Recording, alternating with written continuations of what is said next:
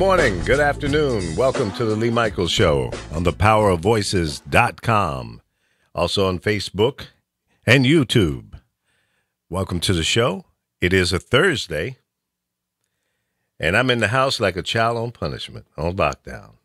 Love being here with you. Thank you for taking the time to be with us. If you want to call into the show, the number is right there on the screen. If you're watching us on YouTube or Facebook, it is 424-227-9461. And, of course, we are here Tuesday, Wednesday, and Thursday at 10 a.m. Pacific time. And if by chance I'm not here, then this guy right here, Chris Bass, fills in for me, and he handles it so damn well. Oh, man. Thank you. Please, look, what more can I say? Boom shakalaka. Well, that's your opening line, man. You know, you got to get with the boom, boom. That's right. Yeah. Hey, you have overcome, for I am here. There you go. That's right. How you feeling today? I'm feeling all right. Not too shabby for an old man. How you doing? Oh, well, for an older man, I'm feeling really good. That's great. Other than my right eye, it's... I was going to ask you about your eye. How's that coming along? Well, you know, I ended up going to the emergency care last night to get the damn contact out. Oh, jeez. You see, I didn't realize that if you had super glue on your fingertip when you're putting in the contacts, it'll glue that some bitch to your eyeball. Now, was it super glue or that Gorilla Glue? Which one was it? One is as dangerous as the other, okay? Yeah, right. It is. No, man, I couldn't get that damn contact out to save my life. Oh, that's not good. Yeah. And as it turns out, I don't know if the contact has caused a problem, but I have a white dot on my cornea, and I have a little red lesion, if you will, below the cornea on my eyeball. So they gave me a prescription, and then ibuprofen for the pain, I guess, in the eye, and the inflammation. So I don't know. And the doctor said it 3 times. He said, "Go see your eye doctor." Right. So I better do that, I guess, huh? Both of your eyes jacked up recently, right? Yeah. This is the second time on the right eye, and one time on the left eye in the last 3 months. I guess wearing contacts for 30 years will eventually mess your eyes up, I guess.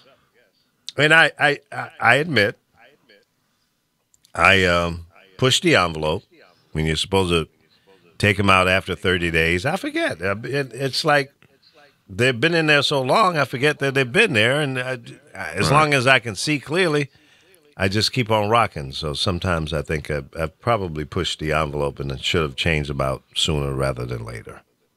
Well, you know that happens. It becomes commonplace. You just leave them in there. Yeah, you're probably right. Yeah. So about your regular duties, and you don't even think about it. So in my right eye, if I close my left eye and I look into the light, I see like a starburst from the light. Well, my left eye, I don't get that starburst. It's getting better than last night. Last night it was like the Twilight Zone. Well, you know when you had those dark sunglasses on yesterday, I'm gonna start calling you a blind mellow jelly. You keep this up, man. We can't have that. Yeah. Yeah, that's I want true. my daddy's records. I want my daddy's records, man. Yeah, so I'm gonna look into it. I don't really have an eye doctor. You go to these clowns that check your eyes out and sell you glasses, but those are not real. Oh no, what optometrists? There's 2 different types of eye doctors. Yeah. Yeah, but the ones at the places, I mean, it's more like eyeglasses pimps. Right. They just Exactly. check your eyeballs out. Yeah. They, give you a prescription. They're going to get the frames and your sunglasses or eyeglasses. That's right. That's about the extent of that. So I have a neighbor that's a real eye doctor. She's semi-retired, I guess, and so I'm gonna get her advice and getting a recommendation as to who I should go see. And I would have her take a look at it, but her eyesight ain't no damn good. So Oh, that's not good. If she's an eye doctor and she can't see shit. Yeah, right. Yeah, so I'm gonna have to get a recommendation. Yeah, you do. Yeah, yeah. Who do you go see, hon? No, and she's a sweet person. She's a very nice person. Yeah. So I'm sure I can get a good recommendation. So much for the One-Eye Jack here. Now, you and Alpha have really gotten into Carol, and I'm gonna talk about this on the radio show. Carol thinks you guys are picking on her, and it hurts her feelings. So y'all need to lighten up on her, okay? Okay, that's bullshit. Well, that's what I told her. But it is. She's sensitive, and she thinks that she said, "Well, they don't pick on nobody else but me, and they won't let me talk." I said, "Carol, you talk with no problem, and just stop that. Just stop it right now, and I mean right now." So yeah. No, okay. So you guys need to lighten up on Carol, because otherwise, she's. I ain't lighting up nothing, and this is the reason why. Because I did lighten up. Goddamn. No, hold on, no, hold on. You were there in the conversation. Because remember, we had the show. You guys had the show. I was with my mom. She had a doctor's appointment. Right. It was a Thursday, and I called, and it was like a meeting, like over the phone between you, Carol, Laura Rice, and myself. Mm-hmm.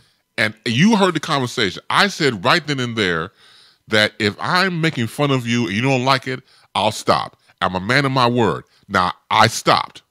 I haven't made fun of her. I haven't went that direction or anything like that. So I've kept my end of the bargain. Yeah.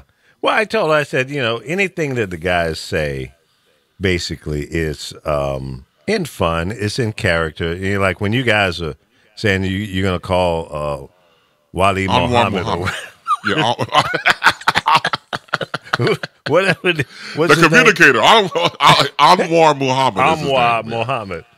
To go over and shoot. No one since kindergarten. Right. To go over and shoot Alfie in the head. I guess those kind of things that kind of, makes her upset. So I say, listen, it's fun. It's a character. It's no, real slap against you. I say, you're an easy person to do things around you like that because of who you are and how you say what you say. So, I'm trying to get her to understand that this is radio/television and theater of the mind. And you create these little things, and it's fun. It's entertainment. Well, they don't do that to Val when she calls. I said, well, that's different. It's one thing has nothing to do with the other. Right. So you have a long road to hoe, man. I'm telling you. When it comes look, put it like this. I know you're talking her off the ledge when it comes to this, and I can understand where she's coming from. But like I said before, as a wise and very famous cartoon dog once said, "Rots a ruck." Rots a ruck, man. Well, yeah. I think what I'm gonna do is just have Carol do her own show, and she can. I'm with you on that. Yes. She can do her thing, and then it won't have anybody interrupting her as she thinks of you guys. And she even jumped on me and says, "You get mad at me too?" I said, I don't get mad at it. It's all in fun. So yes, lighten up. Take it easy. Yeah. Anyway. I'm tempted, but I won't go there. I'm remaining a man of my word. I won't say anything derogatory, or I keep my observations to myself about Carol. But I do concur about having her own show. I think you're onto something. Yeah, I think she should be able to stand, on her own 2 feet and do her thing. That's right. And then she won't feel like anybody's trying to, obstruct in any way. And that's not really what happens here on the show. I mean, the show, the Lee Michaels show with Carol and the cast of characters. Okay, when you look at the title in itself, you got to expect to be crazy. The cast of characters. And we're all a part of that cast. Even the people that call in on the 424-227-9461 line. See how I slid that in there? That was like smooth. You smooth, man. Oh, yeah. Yeah, man. Yeah, man. Yeah, man. Yeah, man. Yeah, there you go. So Alfie is checking in here. So, Alfie, you wanna? I'm sure you've been listening. I dismiss your premise that I am somehow in that vein that you speak of as ridiculing my good friend Carol. Right. I mean, you guys are almost dating, so I know you don't have no animus against her. That's why I know that your earlier assertions are bovine. No, I'm serious. You notice she hasn't been on the show for a while now. So she says, because you guys hurt her feelings. Well, no, that's not. That's so not to what my children here on the Lee Michaels show with Carol and the cast of characters, y'all just need to behave. Damn it. Oh, and they're coming out with orange taffy apples too. Okay. What does that got to do with what we're talking about? My point exactly.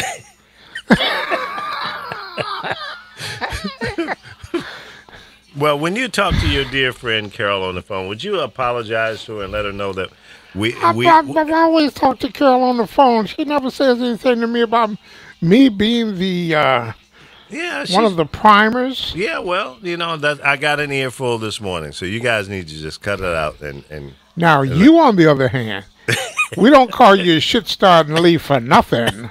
Oh, Andy, Amos. Oh, Andy. What's the lawyer's name? Amos and Andy, you're talking about? Algonquin J. Calhoun. Yeah, Mr. Calhoun says, look, I've always defended Carol when you two monsters go after her. Now we're monsters. I see. There you go. See, here comes with the rocks. Right. And then he saunters off. No. I'm going to take this. He don't throw rocks no more. You know what, Alfie? Boulders? No. His arms are too weak to throw. Now he's setting landmines, and we just walked into one. Yeah. I go along with that too. That's some hot shit you pulling off here now, right? Yeah, man. You remember Papillon when he was running through the jungle and the old boy kicked the tripwire and a big bamboo brush swung into him? Yeah, that hurts, man. That take your whole rib cage out. That'll do it. So, okay, let's pivot here. I'm going to pull a Carol on you. Yeah. Change the subject. Yeah, change the subject. Yeah, Easter eggs are happy. We have a phone call. So before we pivot, let's take the phone call, and then we'll transition from there. Okay. Welcome to the Lee Michaels Show. With the absence of Carol and the cast of characters are here in the house like a child on punishment. Who do we have on the line? Well, why are you talking about me and I can't be that in myself? Oh, damn. Another Carol. Well, that sounds like Roseanne Barr. What the hell are you talking about? I know, right? Lee, is that Chris? Why you treat me so bad? Oh, boy. Went straight at Chris. Damn. I don't know what you're talking about. See, I told you. It wasn't me either. And Lee, you let him talking about me. I don't know. I have nothing to do with that. I'm trying to be the peacekeeper here. I've called for a truce. I feel like I'm at a peace summit here, and I'm trying to bring people together. So I'm exercising all of my leadership qualities to bring people together. I don't want anybody to fight. That's a good way to clean that up, Unc. What's up, man? I kind of figured that was you. What's up, fool? How you? I'm listening to the show. I don't know the lady y'all talking about, but I'm pretty sure she got a good heart. Yeah. She's a good, kind-hearted person. Yeah. Carol's a great person. She really is. She's got thin skin. She's takes things to heart, and you really shouldn't. I mean, she's got to understand that when she's on a show like this show, you got a bunch of radio fanatics, and we got a warped sense of humor, and that's all it is. Is Bishop Bass there? Yeah, Bishop is in the house. What's up, Bishop? Yeah, man. How you doing, man? How you doing, sir? I just had to leave the congregation real quick. Told him I had to get on the phone and holler at Minister Uncle Lee and Bishop Bass. At the church, well, thank you. You're far too kind. You're far too kind. Amen. Yeah, you got to come up with a name with for Alpho. I did. What is it? What is his name? His name is. I think I gave him the Reverend, and the other one is the Apostle. No, he's Apostle Alpo, and the other one is Reverend. What's the other one name? Who's the other one? Apollo. Chris? Apollo. Oh, Apollo. Apollo, yeah. Reverend Apollo and Apostle Alpho. Right. Okay, cool. We all got nicknames. Your Minister Uncle Lee. Well, thank you very much. Along with the bishop. Oh, hey! Glory, let the church say amen. Amen, Pastor. Right. Yeah, well, folks, for those who don't know who this character is, this is the Joker out of New Jersey, checking in here on the Lee Michaels Show. How you doing, man? You good? I'm good. Oh, I had to tune in and listen to you. Well, I didn't know. I thought you would be asleep at this time of the morning. No, I'm up because I actually have to get myself together so I can head out to this gym. Uh-huh. To make you happy, make you proud. That's right. I want to see you sweat.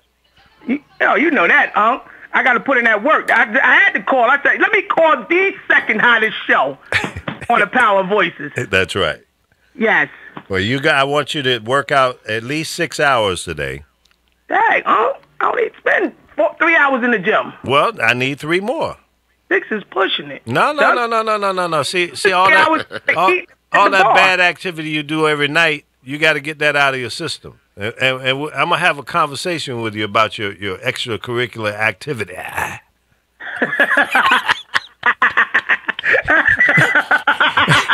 Staying up late playing Madden on the computer with your crazy friend there. Y'all got to cut that out. You need to be in bed by 9:30.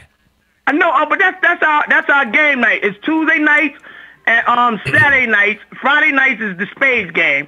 But Tuesday and Saturday, that's the Madden madness, as you would call it. No. We need to cut that down. One night a week, y'all can get mad. But outside of that, you got to keep your butt in that gym. I need some serious workout, 6 hours a day, 6 days a week. I'll give you Sunday off because that's God's day, and you need to go to church and relax and get ready for Monday. That's the drill. Yeah, you're right. You're right. You're absolutely right, though. Yep. And I'm going to be checking on you. You got to get back in that Mayweather camp now. I mean, quick, fast, and in a hurry. Yeah. When I come, I want them to see that I'm like a knife, sharp, ready to cut through any and everybody. That's right. That's it. Otherwise, you might as well stay home and play Madden. You're right. And I know I can do it, especially with your prayers and Bishop Bezos. Hey! Don't just nothing. The Joker's wilding, boy. I like the Joker's wild, man. The Joker's wild. He's getting the spirit. Well, I got faith in you, brother. I do. Of course. I'm glad you do, baby. Yep. All right, so go give me 3 more hours and check in with me after that third hour, and don't be shortchanging and shucking and jiving out there now. You right. I ain't gonna do that. I ain't gonna tap dance on it. I'm gonna get on there and dance. Hey! And Bishop, your power. Stop, Bishop. Back away from the microphone. Your energy coming through. Hey! Oh! Hey! Leashes are cleaner. Hey! In fact, I need to see some Facebook Live of you in the gym working out. Then I'll know. Hey, Unc, I would do that, but I got haters on my live, and it's certain things. I don't give a damn about no haters. They're gonna hate anyway. I can't record and I can't report. Why? Evidence against me. Evidence? What is that? It's a long story. I'll explain it to you when I see you. Yeah, that one don't make sense. That sounds like some excuses to me. I'm just saying. It's for real. I'll explain it to you because you see, the last time I did a live when I was out there, I had baby mamas. Oh, well, okay. And, how Biggie once said, the more money you make, the more problems. Well, you ain't making no money when you're working out. Hey, but they gonna be like, he's getting ready to go make some money. Well, that's okay. Yeah. You got to deal with that anyway, one way or the other. That's gonna come down on you like rain. Yeah, you're right. Oh, yeah. So all you can do is focus in on making that money, And they're going to get it one way or the other. Especially if you got 16 baby mamas out there, I mean, come on. Nah, it's only 14. No. That's better. That's better. Yeah, he's trying to cut back. Yeah. And it's sad because like my baby mothers, they see me as dollars, as money. Oh yeah. They don't see me as they kid's father or that's my child. No. They even got my kids saying it. My kids used to call me daddy. Now they calling me dollars. That's right. Like dollars. I'm like, what? I mean, daddy. Yeah, that's the way it rolls, man. I mean, they saw the dollar signs when they found out you were a boxer, and that's the only reason they hung out with you, because you ain't the best looking guy in the world, so I know. Sometimes it's the clothing. I used to put a $100 bill on my forehead. That attract them too. That's like a magnet. Definitely. Well, listen, go on and get in the gym, and report back to me later, because for now I'm going to be your trainer, long distance trainer.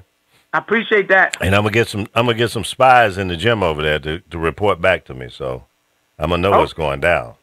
Okay. All right. The hills have eyes. All right. Let's get it on. All right. All right, partner. Have a good day. All right, you take care. I love you, Bishop. We love you too. All right, we love you more. Take care, Joker. Okay. Hey, Glory. All right. I'm out. The Joker is wild. Ladies Joker's and gentlemen. wild. He got the spirit. Yeah, boy. He's high energy, isn't he? Yes, he is. Yeah, he better look like that in the gym in that ring when he gets his next fight. And I ain't playing with him either. I see you're not. I'm just right. I'm going to be like a nightmare on him. Guess what, ladies and gentlemen? We have Carol on the line. What's up, Carol? Oh, I've been listening to you guys, and you think you're so funny. So let me rag on you for a minute. Oh, you need Lord. to take your fucking ass to the gym with those big old man boobs. And Chris, I see your pictures. You have so much fun to make fun of somebody. What are you talking about? I've been sitting here listening to you guys. I have friends calling me. I'm tired of it. I'm not going to come on his show because this is what he told me. I have to let you guys make fun of me as part of the act. No, it's not part of the act. We've already taken care of that, Carol. Didn't you hear me publicly request the guys to leave you alone? You didn't have to come on radio and say shit. So as far as I'm concerned, I don't need to be on your show. Okay. I don't need to be on your show. I work, and I don't have to sit and listen to people make fun of my voice. I don't make fun of you guys. All right. I know what y'all look like. Okay. All right. That's fine. That's your choice. That's your choice, Carol. I call myself trying to. I do not like you anymore. Okay. I do not like you anymore. I think all right. you're ignorant, and this isn't what a talk show is. Okay. Bye, Felicia. I don't want to hear all that. Calm down, Carol. Again, life is too short to be all wound up like that. All right. Whatever. Bye, Felicia. She must be hearing a different show because I didn't make fun of her voice. I never said anything. No, not at all. Right. I mean, Joker came in and did a bad imitation. Joker did. Right, exactly. But it's all in fun. Look at what you started. Shut up, Alpha. No, don't do that, man. Don't do that. You heard for yourself. Don't put it on us because it's nothing to put on. I didn't start it. I came in at the end of it and reprimanded the two of you for your carrying ons. I don't understand. I was trying to be a peacemaker, and she's offended by me telling you guys to leave her alone. I don't get that one. I don't get it. No, I don't get it at all. Okay, well, your choice. Yeah. And nobody asked you not to be on the show or anything like that. Anyway, Pasadena. Moving right along. So, let's talk politics. I know you don't like to do that, Alpha, but, do the best you can. Hang in there with us. See, when you don't talk politics, you get into this tribal stuff and these arguments. Who's John? Right? Okay. Oh, well. Comey, is he going to flip on the president, or is he going to stand strong and be a real soldier? Comey or Cohen? I'm sorry. Cohen. No. He's looking at 30 years, Lee. He's looking at 30 years. Now, I don't think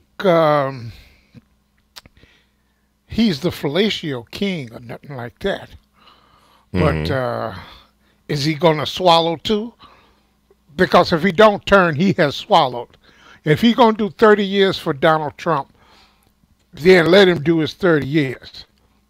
But I guarantee you, with what the state has on him, Trump can't help him. Right. Yeah, he can't obstruct that one. Bank fraud is going to go regardless. The people you should watch very carefully are the Rudy Giuliani law firm, who has connections in the higher ups in the judiciary, who will in the state of New York. In the state of New York, who will get the fixer off the hook. The Attorney General of the state is hardcore law and order. So that's going to be a feat. But Michael Cohen has a serious problem here. And once they've attached bank fraud, wire fraud, and all of the other charges against him, he is going to turn on Donald. Who has ever stood up? Yeah, I think he has no choice but to save his own ass at this point. And, his family life.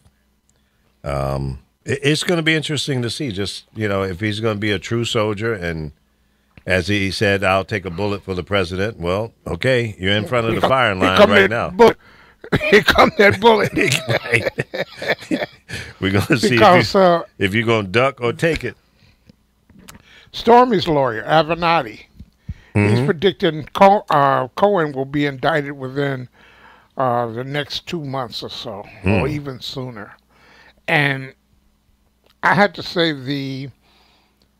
McClatchy is the ones that reported him being in Prague.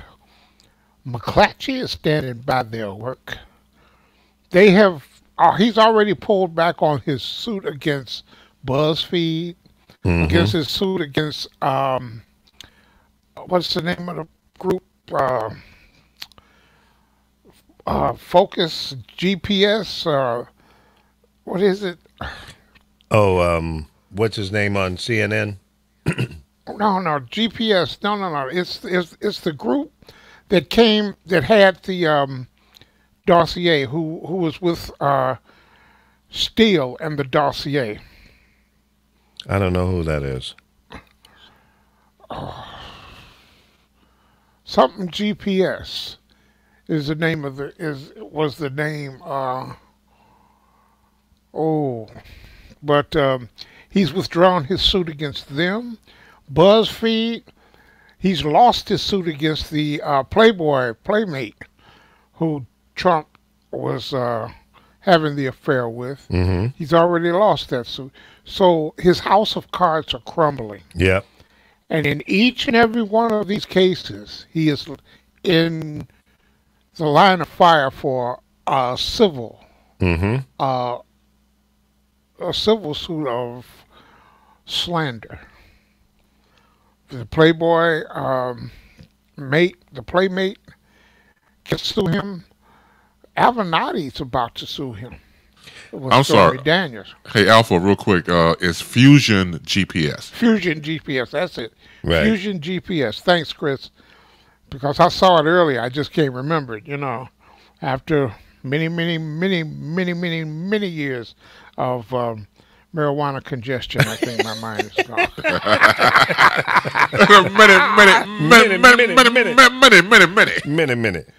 Many years. Well, that's it. Really, I think that it wasn't the effect of the weed. I think it's. I don't think so. Slow walk Alzheimer's. Is this what you're trying to tell me? I be straight with me, Dr. Lee. Just be straight with me. I can take it. I just think you're just early stages of being senile. That's all. Oh, no. Well, that's past. We did that 5 years ago when I was 60. Oh, okay. See, but, they got a problem. Yeah, no doubt. And there's a lot of people speculating, in the media that this case against Cohen in the state of New York it could be more damaging towards the president than the investigation, the Russian investigation. So, he's got the goods. Yeah, exactly. He's tied into both situations, I think. And see, you hear the Republican stooges, the apologists.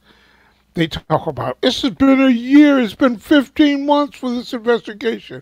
This has nothing to do with Russian collusion. Well, the BJ that Bill Clinton got from Monica had nothing to do with Whitewater and the land deal. And that took 4 years, $40 million.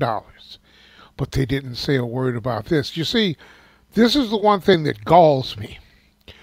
Every time you bring a question up to one of these lying surrogates, one of these puppets that Trump has, they always push out that whataboutism.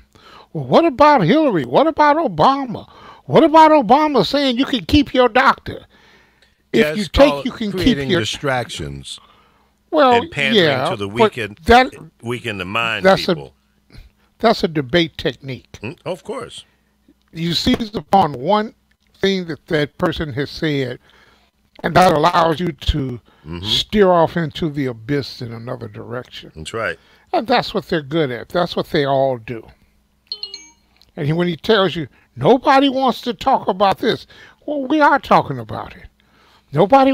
Well, how come they didn't prosecute Hillary for the tape? The FBI told you why. Now he's going to direct the Department of Justice. He wants to direct the Department of Justice with hyperbole and accusations and hypotheticals and things that he believes are all of a sudden supposed to be written in stone and fact. He's just a carnival barker. He's a lion. He's a con artist. POS. Yep. And people who believe that this guy is credible, it really makes me question their sanity because, I mean, it's so clear that this guy is tangled up in so much garbage. And more importantly, we have to come to this understanding that he has created this stuff. Not anybody else. He is the villain. It's all about the stuff that he has done in the past and currently still doing. You know, he had the Japanese people in yesterday, and that was another carnival show. He used that opportunity to put out more bullshit that has nothing to do with anything except controlling the narrative, redirecting the topic into what he wants us to think about versus what's really going on. Okay. Now, if he spent more time doing the nation's business, doing things that'll be positive in helping the American people, and less time on Twitter and getting involved in all of these shenanigans. But see, here's the problem. And the day that piece of video showed him talking about grabbing a woman by the you-know-what should have been the end of Donald Trump. How much more do you need to know about a guy when out of his own mouth he showed you, he told you the kind of person he really is? If you were publicly, maybe he was just so comfortable around the guys, the people he was on that bus with, that he didn't think anything would come out of that. And he was just being braggadocious. But it came out of his mouth. Okay? It came out of his mouth. He said it. Not me, not you. He said it. He said this is what he does. The women will do anything. And when you're famous, you can grab them by the you-know-what. That, to me, I mean, I didn't like the guy anyway. I didn't have any trust in him. I thought he was a carnival barker. I thought that he was just a braggadocious, egotistical maniac, a narcissist, and had no clue as to how to run the United States government. That alone was enough for me to say, you can't get my vote. I don't buy into hype. Maybe it's because I've been around celebrities for the last 52 years in my life. I'm not impressed with the hype. I understand the hype. I have been a hyper. I've created talent. I know what goes on behind the mic and behind the camera. I know it's all a facade. But this guy takes it into reality, into real life. And he doesn't know when to shut the hell up. He doesn't know when to turn that off. Because in his mind, he's a king. Nobody else in the room is smarter than Donald Trump. And he's not the smartest guy in the world. He has already made serious mistakes that we're going to be paying for a long time when this jackass is gone. Plain and simple. So, folks, y'all got to wake up and understand that this guy is in a tailspin, and it's not going to be over until the plane hits the ground. And that's when they bring a full indictment against him, some kind of way, whether it's, well, it has to be after his presidency, from what I understand the way the law works. But this New York situation trumps all of that, using his name. But it trumps all of it. And he can't stop the state thing unless he's got his little cronies there in New York. But I think a lot of people, even in the justice system in New York, don't like him. Rudy Giuliani might be his only savior, if you will. But even he's a shady character.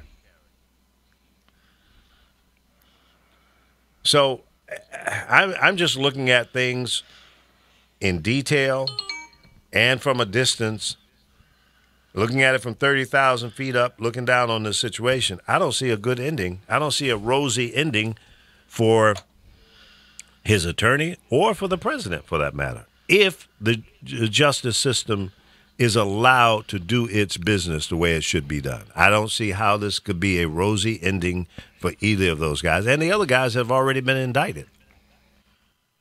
And those that are going to be indicted. I think there are other characters that haven't been exposed yet because the investigation, folks, is not over. It's not over. So we don't know how this is really going to end up, but based on what we know, it doesn't look good. It really doesn't. And the art of the deal and all of that stuff that, he's been living on. Understand, folks, times have changed. People view things differently now. And everybody knows his game.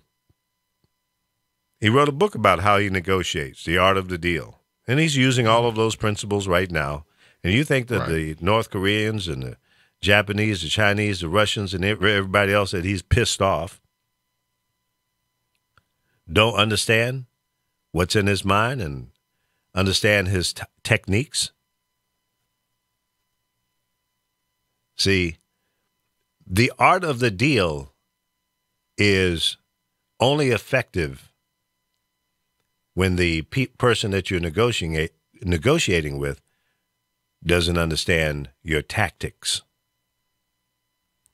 It's playing chess, not checkers right now, Mr. President. And you're up against some good chess players. And they know your strategy. They know your game because you've exposed it in your book and you expose it every day in the crazy shit that you do. So your tactics have been weakened because they can anticipate what you're going to do. And this whole talk with, this North Korea meeting, well, if I don't get any good indications that it's going to go well, I probably won't attend. And if I get there and if things don't look too good, I will gracefully or respectfully walk out. See, these are all the pre-threats that's supposed to frighten somebody that you're getting ready to go have a meeting with to try to do something positive. that tactic, I think, is not one that should be used right now. He could simply say, yes, we're going to go have this summit. We're going to have a meeting. We're going to sit down and try to work out some things and negotiate the outcome that's beneficial to everybody involved. Boom. Leave it at that. Now, what you do when you get in that meeting, if you throw a glass across the damn table and do what you got to do, that's when you do that, not up front. Now, he criticized President Barack Obama about forecasting what he was going to do about pulling out in Afghanistan and Iraq and all of that. Didn't he just do the same thing last week? Didn't he just say that, hey, we're going to get out of Syria and it's going to be soon? And a few days after that, they did the gas. And then a few days after that, he had to drop the bombs on them again. Here's the difference, Lee. When he does what he criticizes, there's no one there to beat that drum, to emphasize. He does what he does to criticize. There's no one there to emphasize. And I'm talking about the media. This is why it is so dangerous to have a conservative-based media, corporate media. And that's what we have. When this man started out with the birtherism, that should have disqualified him. Yeah. Especially when it's been proven that he's lying. Has no credibility. Then he came down the elevator. And he called Mexicans rapists, thieves, drug runners, the whole 9 yards. Mm-hmm. When will the mainstream media get called to the carpet for fettering this asshole into the office of the president? They're afraid to. He's terrorized the media. But why? Why are they afraid to, Lee? Because he's pushed back at every step. Every negative thing that's been said about him, he's pushed back, and he's pushed back hard, and he's cut off. Access. Yeah. If you piss me off, we'll never call on you again. And so you bring on people like Sarah Sandbag Huckabee and what was the boy before her? Spicer. Spicer, yeah. Sure, Sean Spicer. You bring on Spicer, and he says things like, "That was the largest crowd ever to see an inauguration anywhere, period." And then you bring on people like Stephen Miller. He can't be questioned. His authority is after a while, somebody has to sit back and go, fuck him. And mean it. If you know, I don't understand CNN. Why is CNN so afraid of him? He's done everything that would call CNN a child of God. He's done everything. He's called them every name in the book. And they still coddle up to him. They still bring on people like Kingston and Conway and Cortez and all of these surrogates who won't answer a question, but will go off into whataboutisms. What about Hillary? What about the dossier that's been the fake dossier? Well, first of all, there's nothing in the dossier that's been proven to be fake. You all took the meeting in Prague by Cohen to be something that was unprovable. Now it's provable, as it was when they said it. So now what part of the dossier is wrong? We haven't seen the P-tapes, but he's so worried about the P-tapes that you can only project that they are true. And now he's withheld these sanctions on Russia that would have crippled the oligarchs, the mob in Russia. The latest sanctions he's withheld after he hung his Secretary of the United Nations out to dry. And then you bring in this old Kudlow to undermine her by saying she's confused. More misogynistic bull. And she snapped right back. I'm never confused. I'm not a Haley fan, but she basically ate Kutlow's lunch. You bring a fool off of, is he on Fox? Or no, he's on CNBC. He was on CNBC. Money Show. And you make him some type of part of your cabinet. And they look at him, they look at you, and they look at him, they go, he didn't drain the swamp. He poured more water in it and put more reptiles in it. So, at some point, the media is the enabler. Trump is simply the villain. You what? I mean, he's pimping everybody. Exactly. You know, he sets up the sand traps. He sets up the landmines, and people keep stepping in them and blowing themselves up. And he sits back and laughs at them and says, "Ha ha ha! I got you." You know, and the thing is, and it's very clear, he's very transparent when somebody is opposed to him, and if they're in his administration, he simply fires them. He simply destroys their credibility and gets rid of them. Okay, as opposed to being a good manager will work with his or her workers and make them stronger because that makes him stronger. But no, he would rather dehumanize and destroy their credibility, call them names, and fire them. That's stupid. But that's easy, and that's cheap. You can get away with that, as he's done. But, you know, I think that there are a lot of people waking up now realizing that this guy is not what he claims to be, not even close. Not even close. More importantly, he can't be trusted.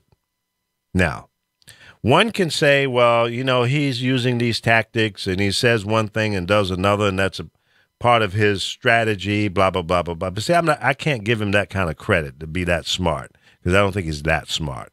More importantly, he has surrounded himself with, and he continues to surround himself with people in his administration that are not so smart, that are criminals, that have their own agenda, and it's not the American people's agenda, what we need. So to me, that in itself, ladies and gentlemen, shows to me he is not a good leader. In all of my management and running radio stations around the country, I've run radio stations in New York, Philadelphia, Baltimore, Washington, Norfolk, Charlotte, Atlanta, Miami, Houston, St. Louis, Chicago, San Francisco, and L.A., and some of those places 2 or 3 times. One of my things that I always did was I surrounded myself with people who were smarter than me, that had experiences that I didn't have, and I pulled on those experiences. I hired good production people, good radio personalities, good sales people, good marketing and promotion, community service people, good news people. That's how you win. You don't win by bringing in your cronies and you know there ain't no damn good. No, that's not smart. That's not good management. That's not a mindset for winning. You surround yourself with great people. And look at the people that he surrounded himself with. Some have been indicted. Some are being investigated. That's not a smart guy. That's a criminal. That's a thug. That's a dumbass. That's a person who's trying to milk the system. And that's who we have as our leader of the United States of America. And I'm saying it breaks my heart. It makes me upset. I don't like that because that's not the image that we as a great country, not trying to be great again, we're already great. We're the most powerful country in the world. Our economy goes up and down, as most do, because we got shysters in here doing crazy shit that doesn't make sense, manipulating the market for their own benefit. See, the stock market can go down and you can make just as much money as the market going up because you can bet on the failure. So they don't care whether it goes up or down because they're winning. They're winning. Yeah.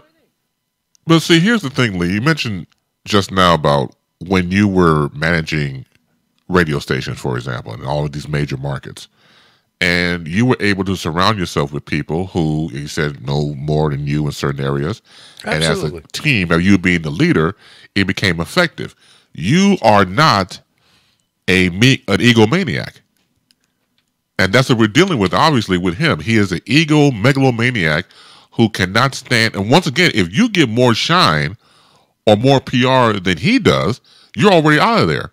Right. He surrounds himself with all these Fox News former anchors or former analysts or whatever on his staff because in his mind, he's entertainment oriented. We'll call it entertainment.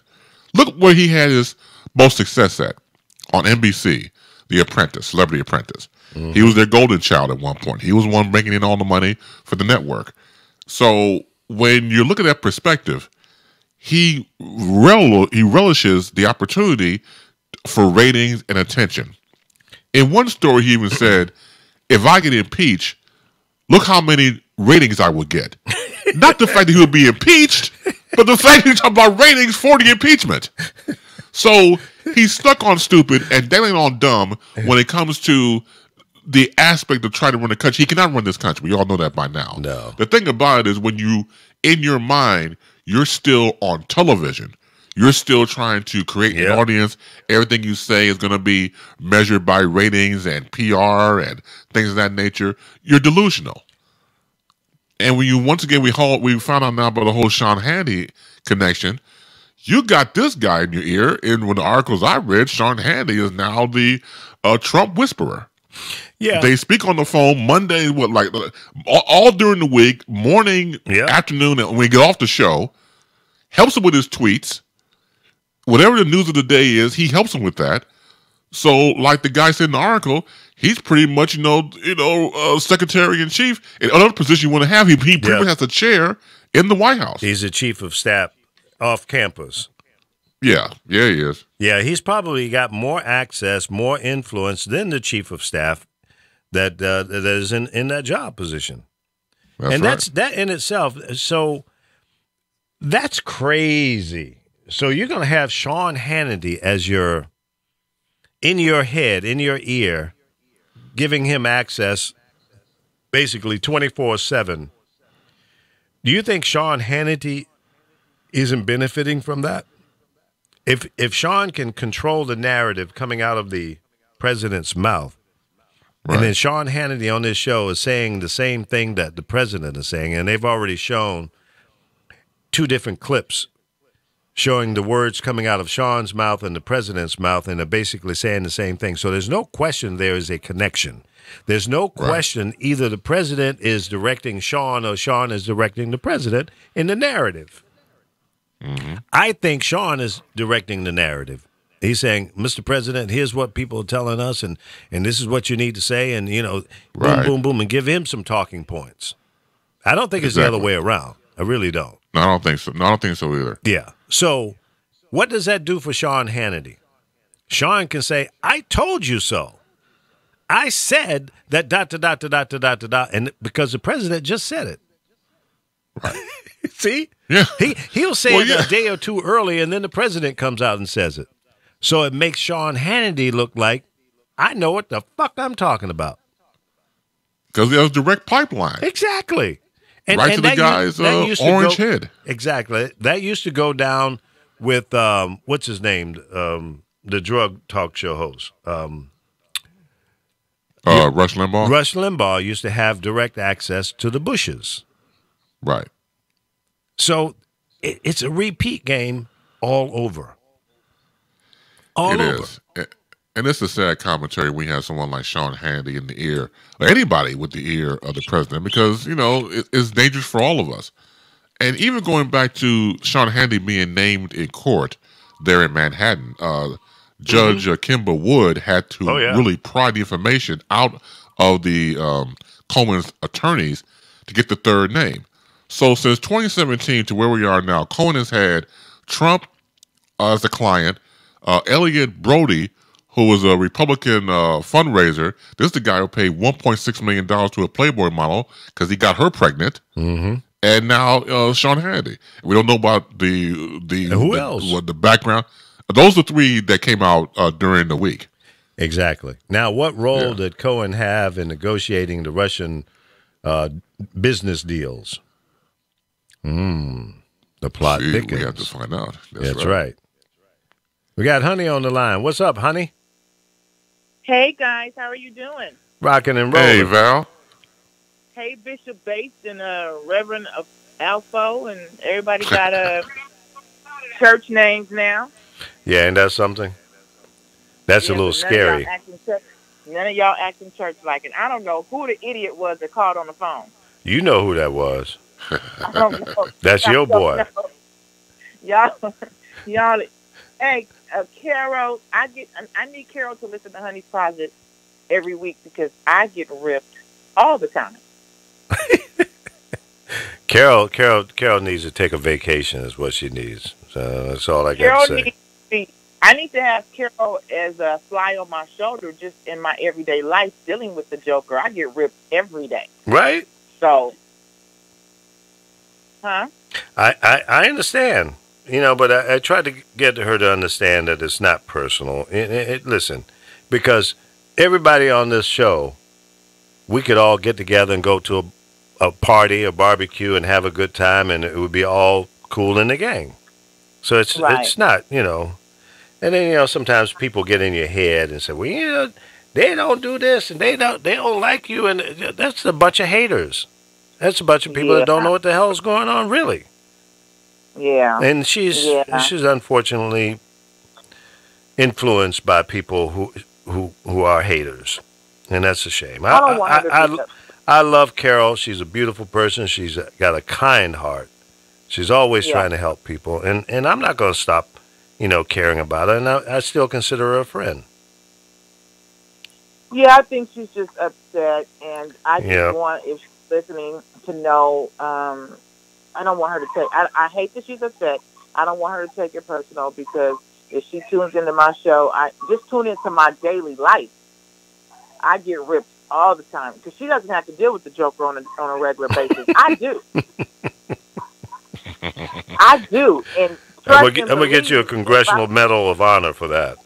Please do, because if I didn't believe in God, I'd probably be somewhere walking the street asshole naked with a sucker hanging out my butt crazy.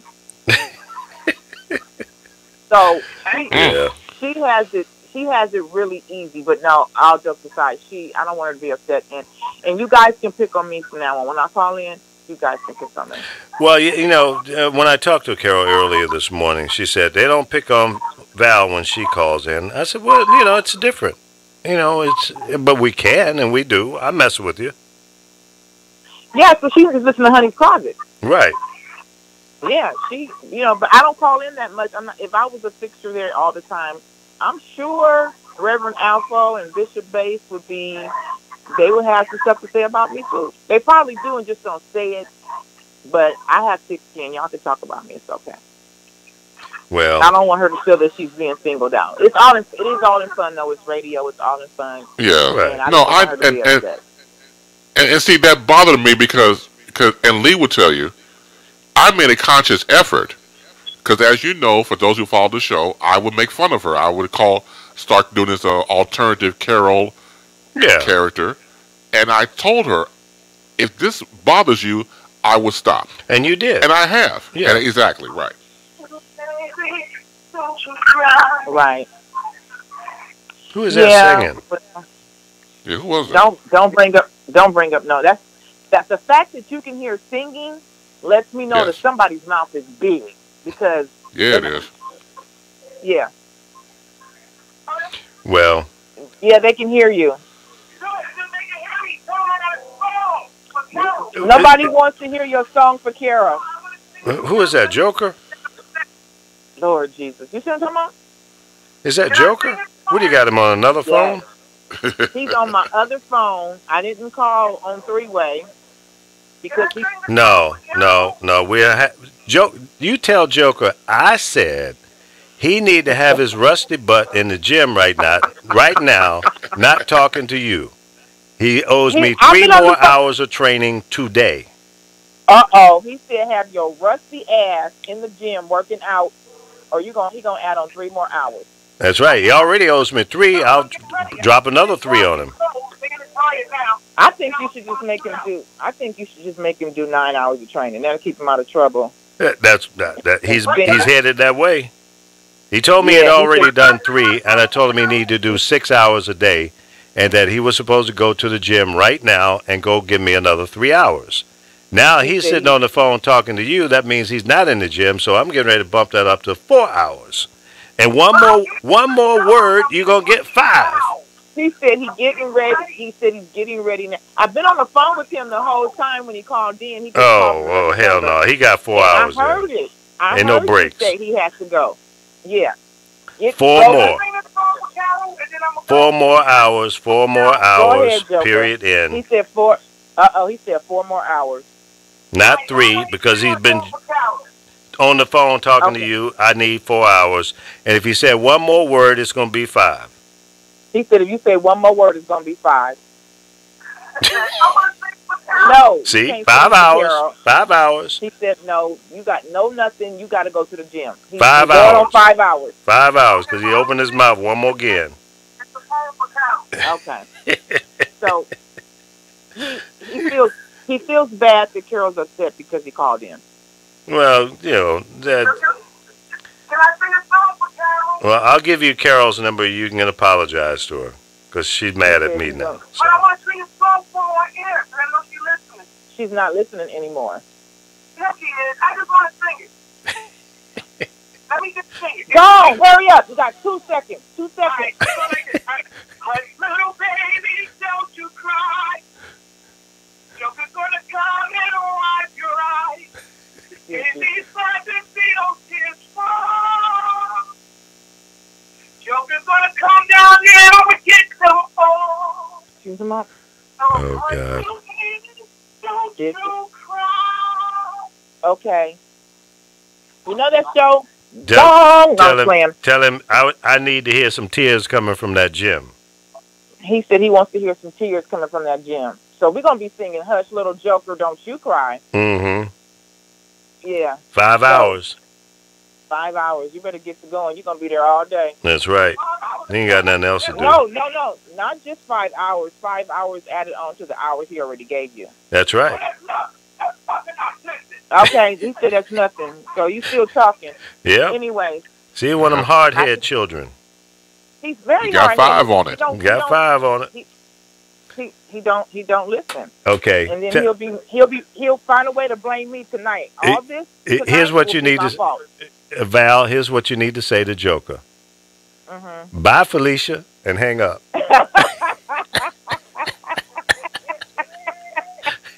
That's how you end crazy. You got to let him go. Her name is Carol. Okay. No, leave Carol alone. Yeah. Leave Carol alone. She's already mad, so don't just leave Carol alone. Leave her alone. See, I'm always protecting Carol, and then I get beat up. I know. Yeah, that's not right. He is upset that she got mad. He feels bad that he was just trying to, So anyway, I just wanted to tell Carol, come live a day in my life. Trust me, you'll be happy where you at. That's right, because no matter how bad your life seems to be, there's always somebody out there with a life that's more difficult. Yeah. And I I thank God every day that I can get up and come in here and have fun and say hello to people and talk to people I haven't talked to in a long time and just have some fun in life, because at my age, that's all I'm looking for is a little bit of fun and peace. Right. Drama, exactly. Leave the drama with your mama. I'm not trying to hear it. There you go. Right. Well, I'm listening. You guys have to really start screening your calls. You have crazy people calling in, acting crazy. So, anyways, guys, I just wanted to say that to Carol. I hope she's listening. Carol, we love you. I hope that she's okay. And she'll be all right. I'll go take her to Denny's, and she'll be happy. Not Denny's. She likes Denny's. She likes Denny's. She does? Okay. Yeah. Okay. Or wherever she wants to go. Okay. Well, you guys have a good show. I'm listening. Yeah, I'm going to get her drunk and then have Alpha go over and have sex with her. Why Disney? Why Disney? You know their motto is "'Cause it's late." Minister. Bye, Val. I believe you pimping. You crazy. Bye, you guys. Bye. Have a good day. Take care, Val. See, Val came in there and stirred up the pot again. Him and her and that crazy Joker. So, listen, Alpha. Yes. Alfie. Are you listening? I'm listening. Okay, you have a job to let Carol know that. I don't have no job. Huh? I don't have no job. You got a I'm job. retired. This is your new assignment. You got to make peace with her and let her understand that this is just entertainment. You know, we give out a lot of good information and we entertain. We have fun. We mess with each other. Now, if we can't do that, then I'll just quit the show myself. I'll just give up because it ain't that serious, folks. You know? I don't know, Lee. You can handle it. We seem to have someone else who gets awfully offended when I throw a few rocks that way. Yeah. How about it, Chris? He was talking to you about Carol. Okay. You see what I mean? Stick with the program. No, you get with me later, but stick with the program. He wants you to call Carol and have her and make her feel better. So that's your assignment. I mean, you got plenty of time on your hand. You could do that. You're right. I ain't doing nothing. I'm sitting around here digging in my butt. I ain't doing nothing. That might have been a little TMI, but okay. Well, wash your hands before you call her. And a little raw, but hey, let's face it. Work it out. Get her to understand that nobody's trying to hurt her feelings. And I've already said to her that I would ask you guys to just stop, and we had that discussion. Right, at the top of the show. And she took it out of context, and then she came in and attacked us. So it's okay. Yeah, I got man boobs. She attacked y'all. She didn't attack me. Yeah, I noticed that. Which is the reason why you should call her. Yeah. Way to go, Chris. Yeah, exactly. Yeah, you seem to have the open door to kind of smooth this situation out. So do your thing. Do your magic. You know this is going to be a heavy lift. Well, that's all right. You can handle it. I got faith in you. You got this, man. Yeah. Yeah, man. Yeah, man. Yeah, man. You got this. I got to call Guy Brody up and get him on the air. I want to thank him for resurrecting us. I used to say that back in the day too. No, man. No, I did. No, I have proof. Really? I did. That was my line. Okay. And I didn't know it was the same line that Guy was using until, you guys had that K-Day reunion.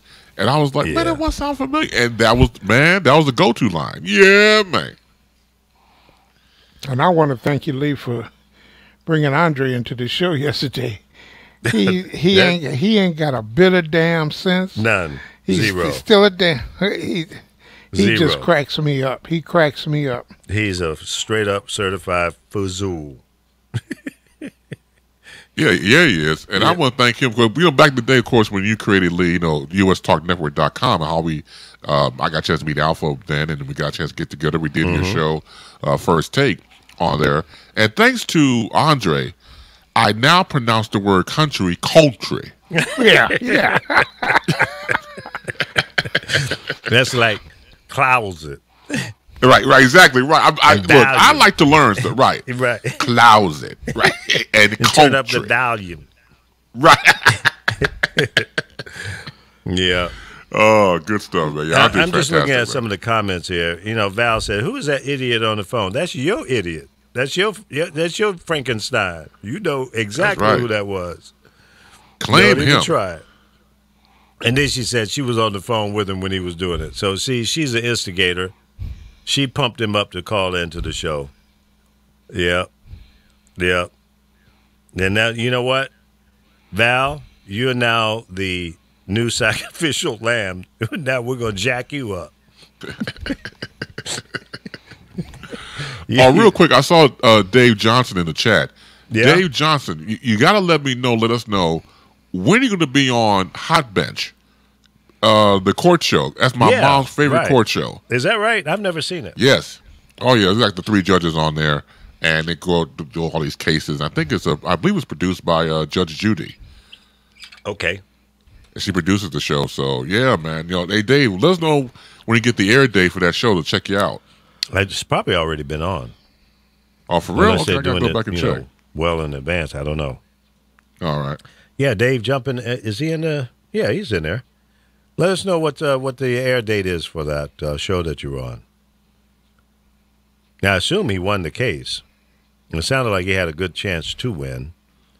Oh, okay. There was a contractor that jacked him up, took advantage of him, if I remember correctly, the story. Right. That's pretty cool. And for what I understand, the show pays the whatever it is, you know. So if the guy jacked you up for $10,000, the show will give you your money back. But I think they should hang the damn contract and put him out of business. I agree. Yeah. Don't let him stay out there and be able to do the same thing to somebody else. So I don't know if those shows have the ability to really enforce the judgment on a local legal level like that or not. Mm-hmm. But if not, it should be. Unless that's just another reality show that's just hocus pocus. I don't know. They do pay. That's what I heard. Yeah. Depending on per lawsuit. Yeah. What's up, I Brian think all Roberts? shows do it. Brian Roberts is watching the show. Thank you for tuning in, bro. And Lisa London, of course, Val, we know you're there. Yeah, thank you, man. Appreciate it. Of course, Dave Johnson. Let's see, some guy named Dwayne Alford. I don't know who that is. I have no idea. Yeah, I don't know. The guy with a name like that, I don't know. You'd never know. He's probably one of those rock throwers, maybe. Yeah, exactly. Got to be with a name like that. And what's this with Laura Rice? Oh, yeah. Is Laura in there? Yeah, that's right. I did see She made a comment. Dwayne Alford, you ain't no good. No is spelled Know.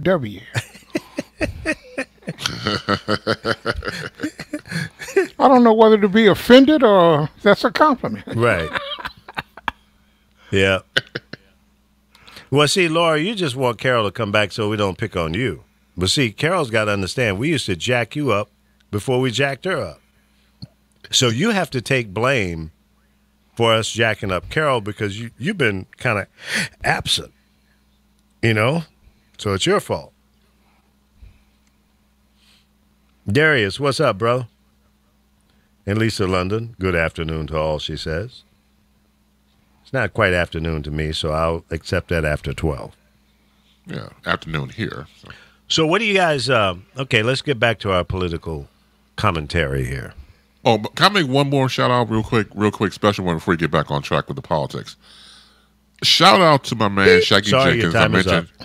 Oh, goddamn you! All righty.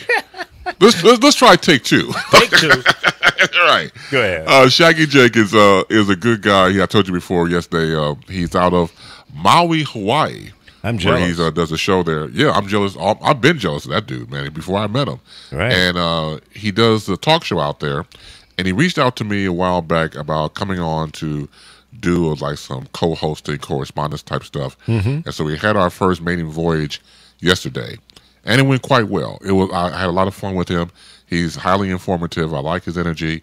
And we got a chance to really have a good, tag team back and forth the conversation. Nice. And thank you, Shaggy, for being so nice to let me be on your show. So every Wednesday, we'll make it an ongoing thing. Excellent. Good. Yeah. That's fantastic. Yeah, he has a good show. And I'll have to go back and watch the on demand on that, the podcast of his show, so I can see what you guys dealt with. But yeah, I really like his layout, technically as well as the content of what he does on that show. So good deal, Shaggy, and a good choice of bringing Chris Bass into your show because he's a good guy. He's a radio dog like us. Well, thank you. I appreciate that. What's cool? He introduced me as the keeper of the bass. I like that. Yeah, that was sweet. The keeper of the bass. That's right. All right. That can be received in several different ways. Yeah, that's pretty powerful. I like that. Good. Yeah, me too. Good stuff. Thank you, Shaggy. And I'm looking forward to working more with you on Wednesdays. Yeah, I'd like to have Shaggy come on the show here. He'd probably say, "Oh hell no, I don't want to get in with those crazy people." Yeah, we have to issue you a crazy card before you come. So just understand. Oh, absolutely. But you're welcome. You catch me. You catch me with Shaggy every Wednesday. We do the Facebook Live. It's here locally at on Central Time, 3 p.m. on Facebook Live. It'll be on Shaggy's page and my page, and we'll chop it up. And looking forward to doing more shows with him. Now, what? Okay, 3 p.m. your time, Central Time. Central, right? Okay, right. So that's 1 o'clock here on the West Coast, and 4 o'clock on the East Coast. There you go. Yeah, that's good prime time. Nice. Real nice. Nice, exactly. There you go. Hey. Nice. Your money, my luck. Yeah. Yes, beautiful. Yeah. Well, that's good. How long is the show? Is it 1 hour, 2 hour, or what? It's for 1 hour. 1 hour. Okay. Well, you got to talk fast. We get it in, man. Get it all in. We have to. That's right. Well, Take a Shaggy break Jenkins, at, 3 25 o'clock at the Central break. Time every Wednesday to hear Chris Bass, the keeper of the bass. I like that. I do too. It's got it rolls off the tongue nicely. Yeah, man. So, can we get back to politics now? And now back to our regularly scheduled politics. What involvement do you think Sean Hannity has in all of this? He's claiming that Cohen never represented him. He's not a client. But Cohen said just the opposite, didn't he? I mean, what do you think? What's really going on? Chris, I'll ask you first. What are your thoughts on this? Well, like I said before, you notice that 45 surrounds himself with a lot of media people, or media people that's been on television, particularly Fox News, and that's his go-to channel. That's the only channel that really gives him the high praise that he likes to hear and watch. So when you have someone like Sean Hannity, when you're able to control the narrative on a day-to-day basis, it just makes both of them, it's like a tag team situation. They'll talk on the phone, as been documented in the newspapers and online, saying that they go back and forth about the show, about his Twitter account, and what to say and what to do. So it's a give and take.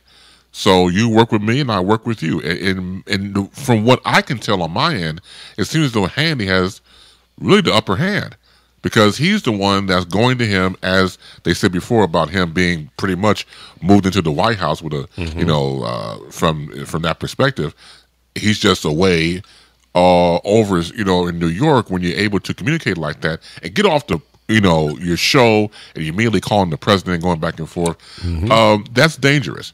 And the reason why it's dangerous is because it's not effective to us.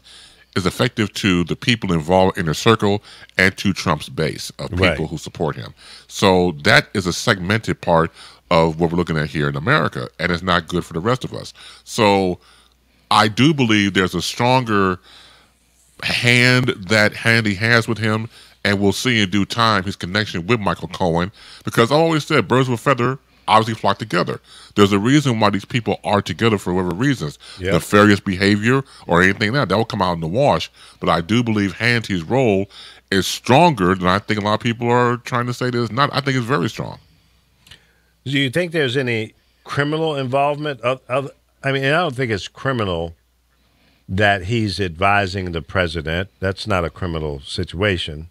No. But for some reason, the president's lawyers were fighting tooth and nail not to expose him in the court hearings. That's right. So is it simple as, well, they don't want us, the public to know the ties of advisory between Hannity and the president, or is it something else? And I think those are the two things that we have to consider. Also, we knew that there was a special relationship between the two of them, because in the past couple of weeks, Hannity was down there in Florida at the White House South, meeting with the president. How many talk show hosts get that opportunity? So that exposed the connection right there, as far as I'm concerned. And say what you want about Stormy Daniels' attorney, Michael Avenatti. he has been very forthright and dogmatic since he got on the scene. He pretty much had challenged the president, okay, you come after us, we come after you. And he's been very consistent in that, even after the courthouse meeting that they had. He comes out in the press conference pretty much saying that if you dealt with Michael Cohen, you should be concerned, and that he called him radioactive. Exactly. And that was going on with Michael Cohen. Put it like this. Michael Avenatti said, the chickens are coming home to roost. Now, when you quote Malcolm X, that's serious. Yeah, exactly. Yeah. I'm trying to bring up my Skype. For some reason, it's not letting me log in because I wanted to invite people to come in through Skype as well. Okay, cool. But for some reason, it's not liking my password. Okay, let's try this. Take two. Yeah. So, Alpha, what kind of connection, if any, do you think? Well, Lee, I'm going to put it here like this. With all of the webs and intricate, this is kind of like we're going to send surrogates out to do the dirty work to give me a plausible deniability. Michael Cohen is going to flip on him, and then his goose is cooked. But before Michael Cohen flips on him, each and every one of these Republicans who have supported, you see the Senate Judiciary, the House Judiciary Committee, to go along with Devin Nunes and the House Intelligence Committee, they're recommending charges against McCabe, former FBI guy McCabe. Now, what are they looking to trump up? What are they looking to this is Russian stuff. You make up charges, and then you force the Justice Department to implement them. This should be a counter-charge situation where the people on the Intelligence Committee who are referring these criminal charges on McCabe, they should also be charged criminally with obstruction of justice and attempted obstruction of justice, witness tampering, and the whole 9 yards. They want to say, Comey, he leaked secret information. No, he didn't. Those were his notes. He was a private citizen, and he gave the notes to a friend. So he's nothing. But they keep saying it, and they continue to say it without a correction on whatever show they're on. You got congressmen like Jim Jordan, who's just a rabbit. I don't care what you tell him, he goes right back to the same talking points, the same. Laura Ingraham had a guy on her program, and he opened up the program as they were exchanging pleasantries. He said, "I'm glad to see that David Hogg let you back on the air. You could have cooked the egg on her head." But she eventually threw him off the program and cut from three screens to 2 screens to basically open up a can of whoop ass on him when he wasn't there. After she kicked him off, he was so, they use the term liberal. He's such a liberal, damn. Right. They've made that a nasty word. Use it as a pejorative. Why do liberals run away from liberals and being called a liberal? Liberals brought us civil rights, the Affordable Care Act, voting rights, EPA, the whole nine. Liberals are the people who have allowed this country to progress with greed. Right. The greedy people have simply taken advantage of it. They have an article that Paul Ryan was worth $400,000 in 1999 when he came into Congress. Now he's worth $6 million and he's leaving. $6 million? $6 million. So my question is, how does a congressional member, House or Senate, come in and their net worth blows up like that? I mean, how much is congressman. What do they He's make? a congressman. 200,000 a year or something? No, 174,000. 174,000. And how many years has he been in the office? Since 99. Okay, so if you do 174,000 times, what is this, 2018, it does not come up to $6 million. And even if it did, he has used some of that money. So what opportunities have been afforded to him to have a value of $6 million now? Well, insider trading. Thank you. Amongst congressmen was not against the law, although it was against the law for everybody else. That's bullshit. That's bullshit. And what's her You name? think She so? went to jail for inside. Yeah, yeah. Martha? Yeah, Martha, whatever. Yeah, Martha, good doormats, good dry cloths, or whatever the hell her name is. But you're right. She went to jail for insider trading. You got people in his cabinet that unloaded stock the day before he came down with a decision. Right. That would have cost them millions and millions of dollars. And the reason Trump is pissed off with Amazon, because Amazon cost him $400 million. Yeah, I mean, Amazon might be doing some things that might be a little, not so cool. But it's also opened up the opportunity for a lot of small business people that work from home or have a little book or a little idea or a little product that they can get on there and make some money. So I think that you got to walk very carefully when you attack a company like that has really opened up an opportunity for the small guy to have access to being a big guy. Because the distribution network that they have is incredible.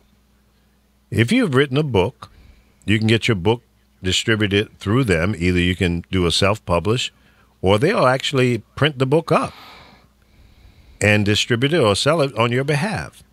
All you got to do is get people to that to Amazon, promote the fact that your book is available on there, and the hard, heavy lifting is done. I buy products from Amazon all the time. And it's so convenient. Sometimes you get it delivered the next day. And other times it's 2 or 3 days. And every now and then it might take a week. But who cares? I'd rather do that than to go to a shopping mall. Hard to get parking. Half the time they don't have what you're looking for in the store. You can go to Best Buy online. And let's say there's a product that you want. And it may only be available online because you can't walk down the street to the store and get it because they don't carry it.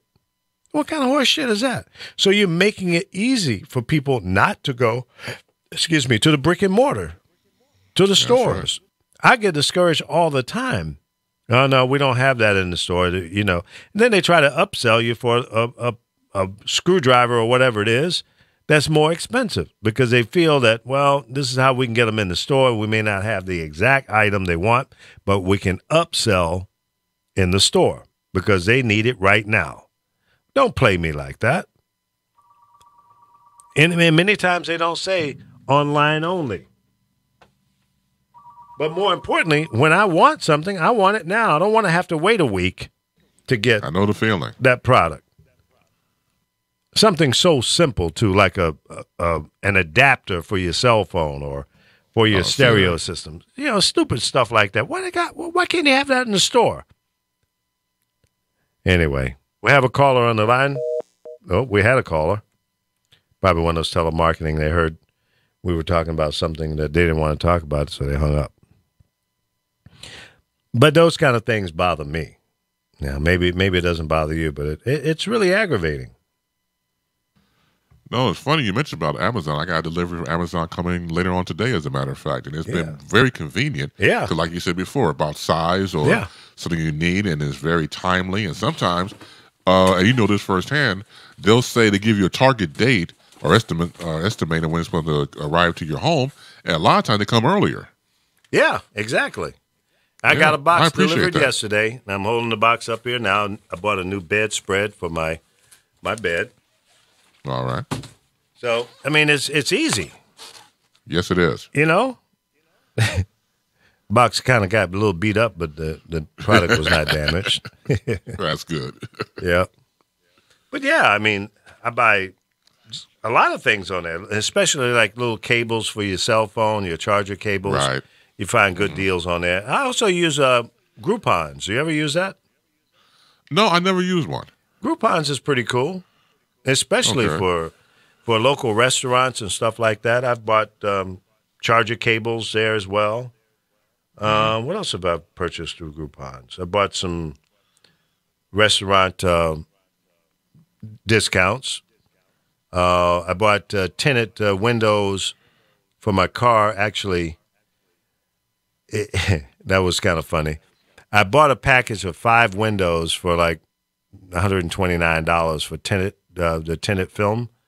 But when I got there, they got me with an upsell because by the way, this product over here is better. It knocks down more of, the VU. It knocks down the heat coming through your windows. But, the product that you bought, it really doesn't do that. It just darkens the windows. Of course, I got to have the good shit, man. Come on. Of course. Yeah, So they got me. The difference was $129 for 5 windows or $100 a window for the good shit. Right. So I only bought 3. I bought the windshield and the driver and passenger side because the back windows were already tinted from the factory, but I am going to go back and do those. But that's, let's see, how many windows do I have to do? 1, 2, 3, 4, 5, 6, 7, 8 more windows in this damn SUV. So that's $800 if I use the same film that I bought for the first 3. So that's a lot of money. Right. So I've been waiting, and I've been looking on Groupons for somebody to put those on sale. Interesting. You know who made a good bump for more people for Groupon was comedian Tiffany Haddish.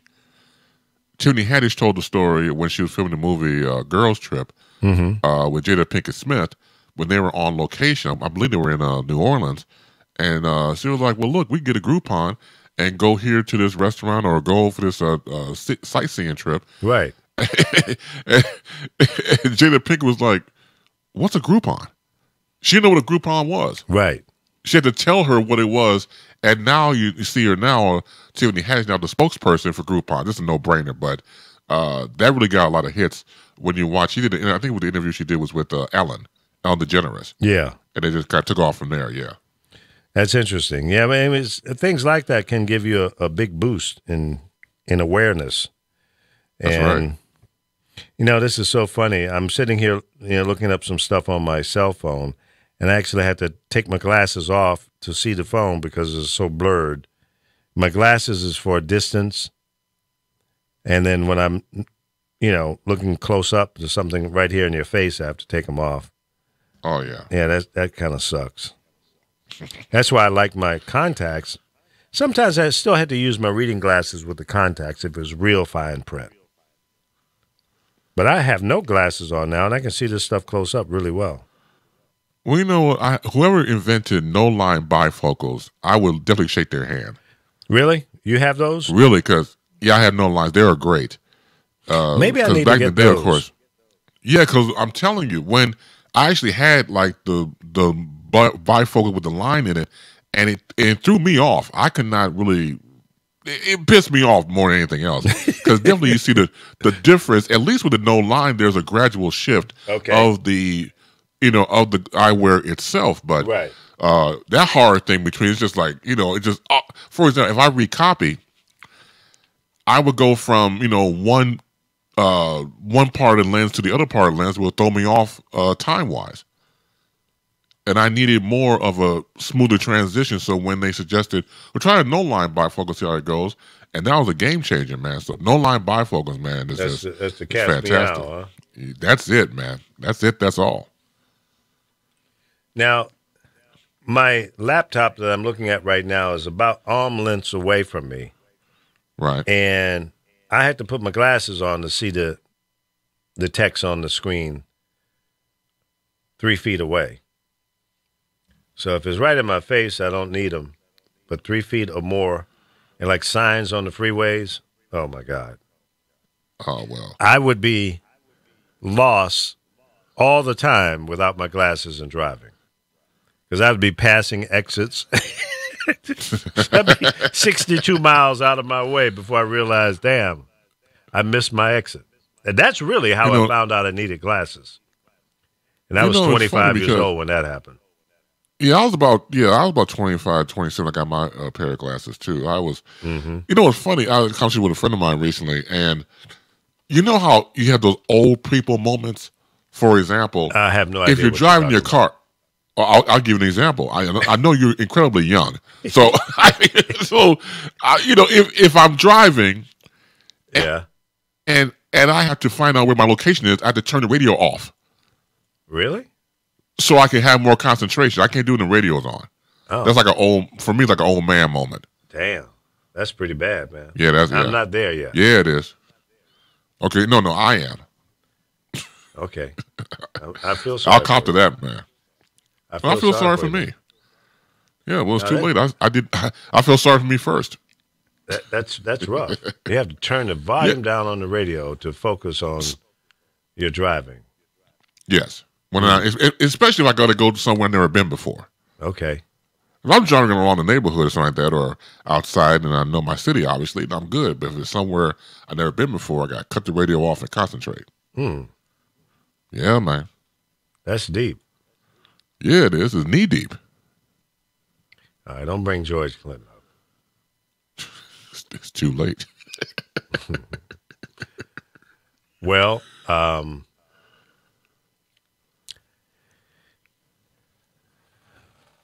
was about to say something. Oh, I can't log into Skype.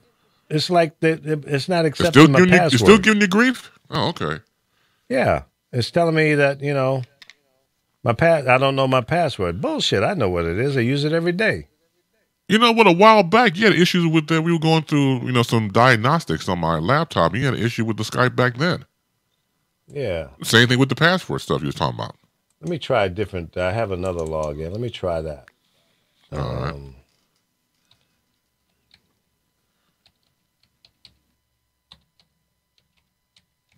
You know, while you're doing that, I want to bring the story up. For those of you who follow back in the day 80s music, Huey Lewis and the News was like the group that personified the 80s. And they had done, of course, you know, Heart and Soul, The Heart of Rock and Roll, Stuck With You, and songs like that. They did the soundtrack to the Back to the Future movie. Huey Lewis, the lead singer, unfortunately, is going deaf. What'd you say? Thank you. Right, you'll be there all week, right? Huh? Yeah, I'm telling you, you smart, man. I'm telling you, smarter than the average bear. That was a good one. But yeah, no, Huey Lewis, unfortunately, is going deaf. The group was originally from the Bay Area, I was told, back over there in San Francisco. And it's kind of sad because they were about to do a reunion tour this year, and they were going through some, you know, sound checks and rehearsing, and he couldn't hear the music. It kept fading away. He said he could hear on one-on-one conversations in front of a person and on the phone, but when it comes to rehearsing, he can't do it. So they had to cancel the tour. Oh, man, that's bad. Yeah. Yeah, I remember the impact that Huey had. I thought they were a good rock band at that time, pop rock. For that era, right? Yeah, yeah. But I was never like really a big fan of them. Because you know, I kind of thought that they were kind of dated sounding for the 80s. It sounded like they were trying to be, you know, like something from the 70s or late 60s.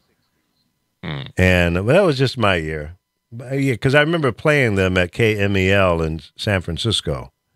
Right. And that was in the mid-80s, 80, 85. And but when I played that sounding music with other hot music during that time, It just sounded like they didn't belong on the station.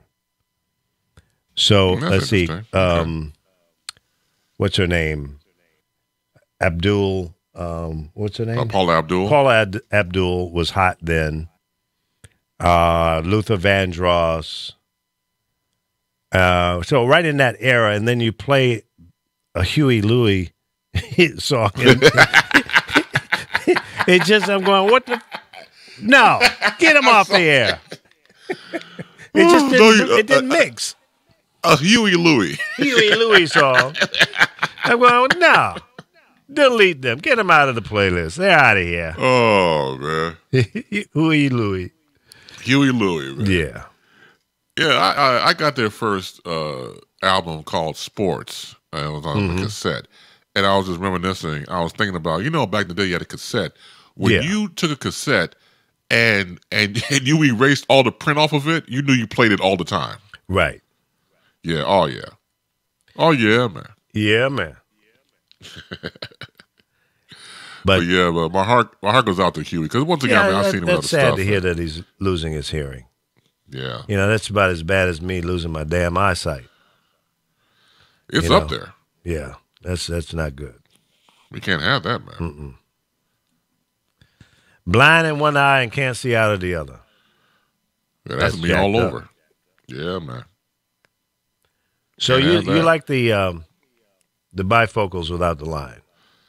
I highly recommend those. If there's somebody out there who's bifocaled in your vision, please get the no line bifocals. Okay. Yeah. All right, I'm gonna look into that. Yeah, please do. Because I need to be able to see stuff close up, especially when I'm driving. I need to see my Uber and Lyft app, right? The GPS and the dashboard. You're all over the place, man. Yeah, you got to see that stuff, Absolutely, yeah. Well, your eyes wise, it's a smoother transition to see that hard line in it. It's just different medicines, of course, in each prescription. Exactly, right. In this one, it's a smoother for going up and down and straight, and it's better for the eyes. Definitely. Yes. I highly recommend them. No line bifocals. Yeah, I'll look into it, bro. Yeah, man. Alfo, do you wear glasses, right? Did he fall asleep? I don't know.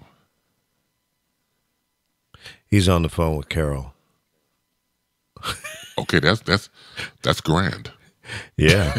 yeah. Better him than me. Let him take care of business. I ain't mad at him. Yeah. Did you talk to Carol, Alpha? Nope. Okay. Oh, we tried. Well, I'm beginning to rethink this as far as this assignment I've been bestowed upon me. I don't know if that's a good idea. Of course it is. For me. Why? Why do you think that? Well, I listen carefully to the hostilities that you receive, and oh, man up and deal with it. Oh, now it's man up. Man up. Now come on now. Now you're gonna Chris Baste me. That's right. Tell her. Man. Yeah, you get slammed like everybody else.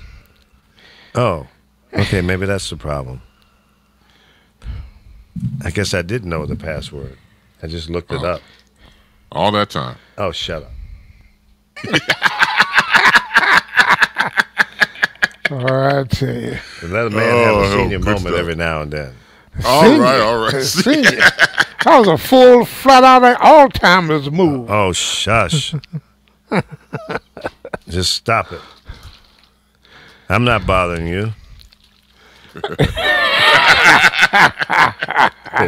Wait a minute. Is this the part where you step back and go, you bothering me? Is my nose bleeding? Right. Exactly. You've tried to sign in too many times within... Oh, come on. Are you serious? Yep. You trying to make steal sure it's somebody's not money, a Lee? robot. Now I got to put in this other bullshit just to log in. Okay, HRP. You got some old funny looking letters and numbers. Yeah. Who's the genius that came up with that? Well, what do you say about IQs in plant life? Yeah, IQ 2 points below plant life. It's not that important, guys. Come on. It's not like trying to get into Fort Knox. What are you trying to get into, Lee? My Skype account. Yeah. Well, Lee, I guess they said that I would be the one to alert you. Your Skype, you've been put in Skype prison. You're charged with the bovine, equine, and canine. Really? Right, that sounds like Michael Cohen's 3 clients. Yeah, right. Hold on here. What do I have? Okay, that's not on. The caps are not on. You know what? This is frustrating. I mean, I'm pretty cool on the computer. You know, I know my way around pretty good. Been doing this since 1980 or so. You have the acumen, of course you do. Yeah. I don't know why it's giving me a pain in the butt. You know what?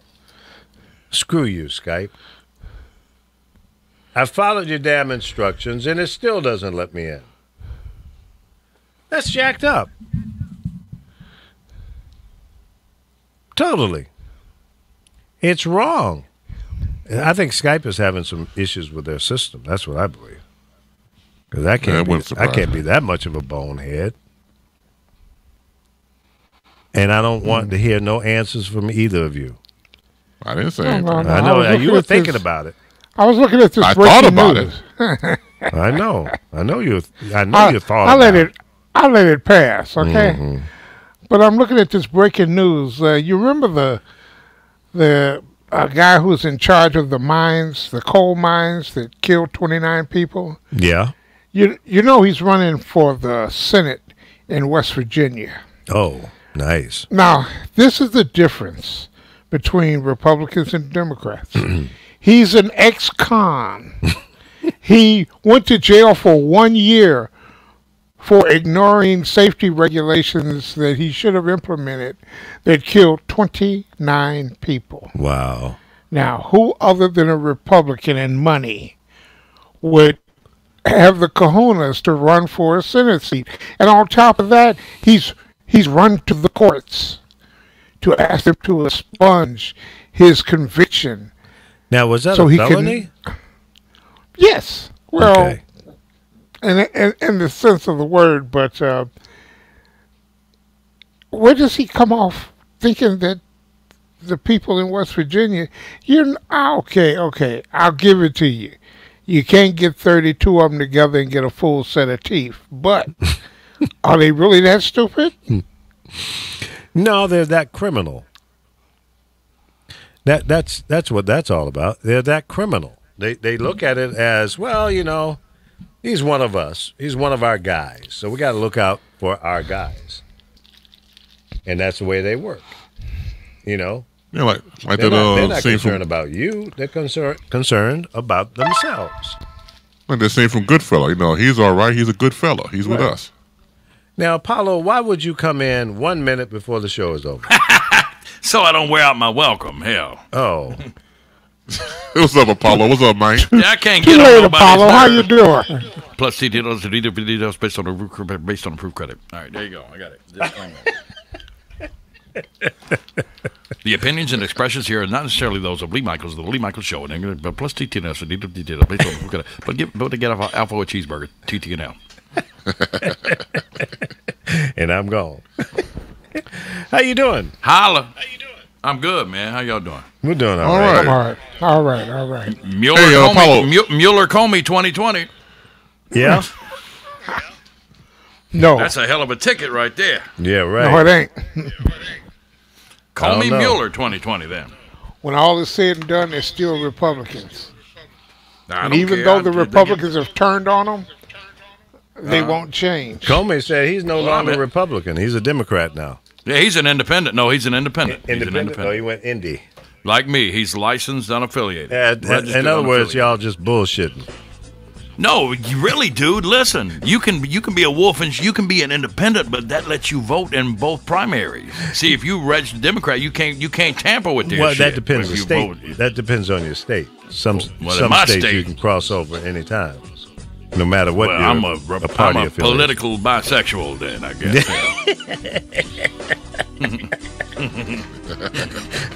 I have 5 lines for that one, but I'll leave it alone. I'm doing one of them now. All right. Hey, Chris, call me later. I will. In fact, I'll call you after the show. Later. Yeah. All right, got it. Thanks for checking in, Apollo. Good to hear your voice. And you have a good weekend. We're out of here. We'll be back on Tuesday. Have a safe weekend. I'm going out to Coachella if I can get my right eye straight and pick up some folks out there and bounce around, have a good time. You guys be safe. We love you. And please take to heart the serious stuff that we talk about on the show. When we talk politics, we're trying to give you a clear, concise point of view that we want you to consider. We're not trying to brainwash you, because you got to make up your own mind. But one thing for sure, if you're not registered, register to vote, and do that today. November 6, 2018, this year, is a very, very important day that we can change the composition of Congress. You have an obligation. Live up to it. Have a good one. We love you, and we'll see you on Tuesday. Bye-bye.